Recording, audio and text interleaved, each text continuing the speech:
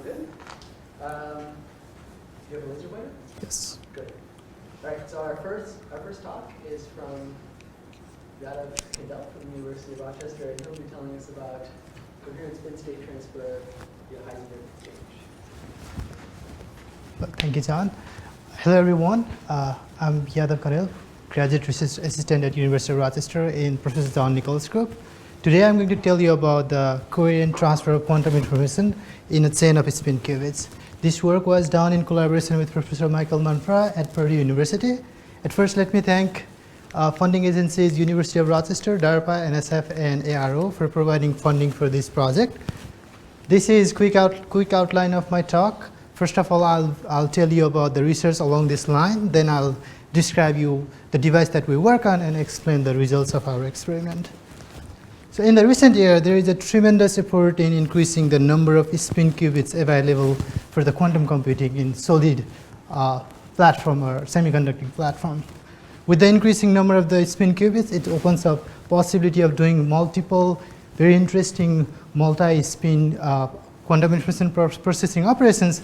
But the catch is it is difficult to transfer information from one spin qubit to other spin qubit, mainly because the ubiquitous interaction between spin qubits is exchange and it is extremely short-ranged. People have tried to overcome this problem by using different approaches. Many are trying to shuttle the electron themselves through the quantum dots. This is nice, but again, in many cases, it requires having empty intermediate dot. That means we cannot use an entire array of quantum dots for the quantum information processing. There are other approaches, but today I'm going to focus on the nearest neighbor exchange interaction, which is extremely short-ranged to achieve long-range information transfer.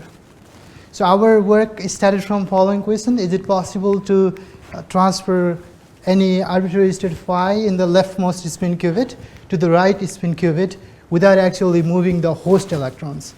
It turns out the answer is yes. There are a number of ways to utilize the exchange interaction to transfer quantum information through the spin chain.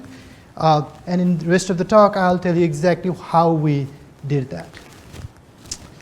So let me tell you briefly about our device. This is a quadruple quantum dot device fabricated in gallium arsenide, aluminum gallium arsenide heterostructure.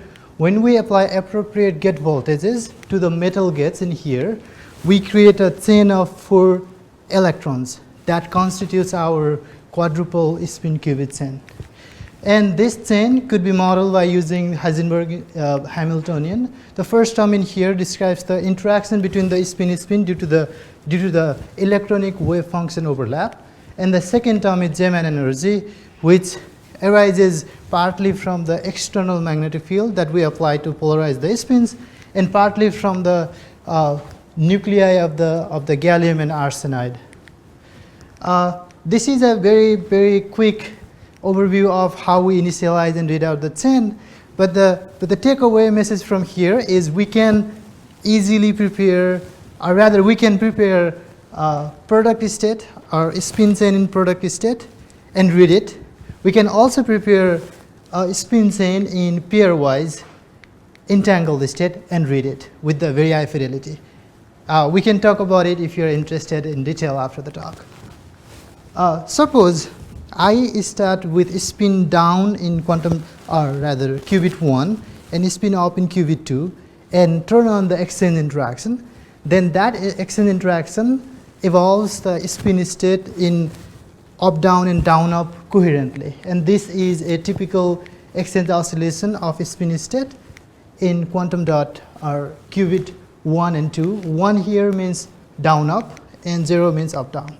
As you can see here, if I set the interaction time to be 1/2 times the interaction strength, then I achieve the perfect spin swap without moving the electrons themselves. So here I'm applying number of swap operations, and it is kind of like transferring or changing the spin state back and forth between qubit number 1 and 2.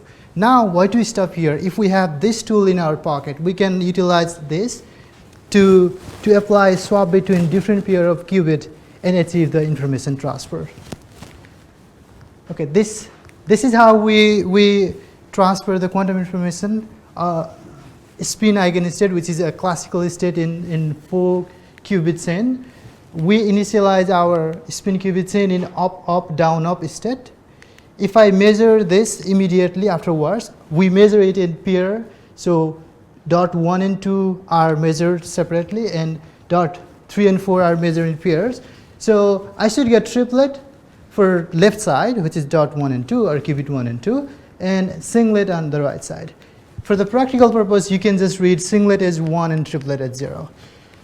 If I apply swap pulse between qubit 2 and 3, that down spin gets transferred over to the qubit number 2. And if I apply cascade of these swap pulses, then this down spin kind of like transfers one qubit at a time over to the chain of spin qubit. We measure the state of qubit pairwise after each and every step, and if everything goes as expected, I should get triplet, triplet, singlet, triplet, triplet, triplet, and triplet in the left pair, this is the measurement result for the left pair, and we see exactly the pattern that we expect from this naive kind of like expected value. If we measure the right side at each and every step, we should get singlet, triplet, triplet, triplet, singlet, triplet, singlet, and the measured value matches closely with the expectation. What this means overall is we successfully transferred spin eigenstate through the chain of spin qubits. The fidelity of the transfer in this experiment is limited by the existence of the magnetic field gradient, and also there is some finite preparation and radar error. But the main message from this is we transfer spin eigenstate without actually physically moving the electrons, using the exchange interaction as our mediator. So let me tell you a little bit about the evolution of the entangled pair under the magnetic field gradient. If I start spin qubit 3 and 4 in entangled state singlet and let it evolve under the magnetic field gradient that exists between dot 3 and 4, then it evolves in the subspace, entangled subspace singlet and T0 coherently. This plot here shows the coherent oscillation of state of qubit 3 and 4 in this subspace. 1 here means singlet, 0 means T0. So the frequency of oscillation in this plot depends on the magnetic field gradient between the dots, and it arises mostly from the fluctuating magnetic field gradient of the nuclear bath. Okay, now we move forward in this experiment to actually distribute entanglement prepared locally over to the long distance. For that, we concatenated 3 different set of experiments in following order. In this first column of the data that we are showing, what we are doing is we are preparing singlet state in qubit number 3 and 4. We are letting it evolve under the magnetic field gradient of those dots, 3 and 4, and measuring the right side. What's happening in the first column is the qubit state is evolving between singlet and T0 coherently. In the second column, what we do is we start singlet state in qubit number 3 and 4.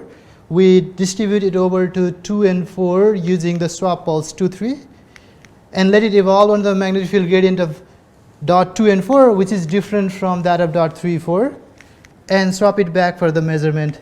And this is coherent oscillation of singlet and triplet in qubit number 2 and 4. In third experiment, which is the data is present in the third column here, we start singlet in qubit 3, 4. We transfer, or rather distribute it over to 1, 4 by applying swap pulses 2, 3, and 1, 2, and let it evolve under the magnetic field gradient of dot 1 and 4, which is again different from the field gradient of 3, 4 and 2, 4, and swap it back for the measurement. And we see coherent oscillation. What this proves is we successfully distributed the entanglement over the long chain using the short range interaction. This is the FFT of each and every line of this experiment. The frequency points are color coded, and if you look at the different repetitions of this experiment, you see the evolution frequency of the different pairs or different case rather is evolving differently. That is mainly because the field gradient is changing due to the noise, the field noise that arises from the temporal fluctuation of nuclear field. So to conclude with, we transfer the spin eigenstate and entangled state in qubit chain by using the extremely short range interaction. And the key thing to remember here is we transfer the quantum state, but the physical location of the electron themselves is always fixed during the experiment. With this, I conclude my talk. Thank you all for your attention. I'll take any questions if you have.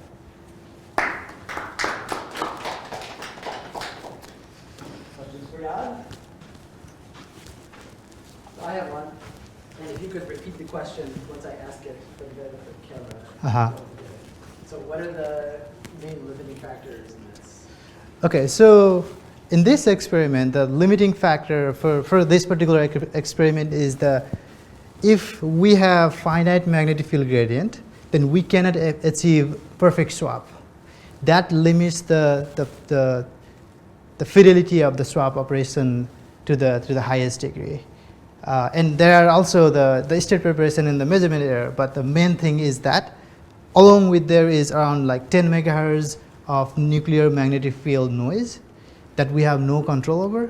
And these two factors, the very existence of the field gradient and the field noise, are the main limiting factor for this experiment. So if you could get rid of the nuclear spins in something like silicon, do you expect it would work better? Yeah, the goal, our idea from here is to like move the experiment over to the silicon platform, and there this experiment, this protocol should perform better with the higher fidelity. Andrew. So if I wanted to make this bigger, Uh-huh. suppose instead of 4 spins, I wanted to do 40 spins. Okay. How many do you think you could make before this begins to fail? Well, this is a very interesting question.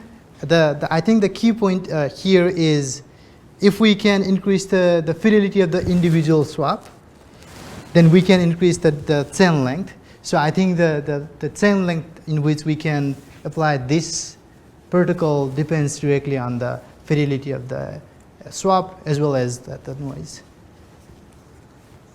So when you go to silicon, am I going to see a chip with 40 dots on it?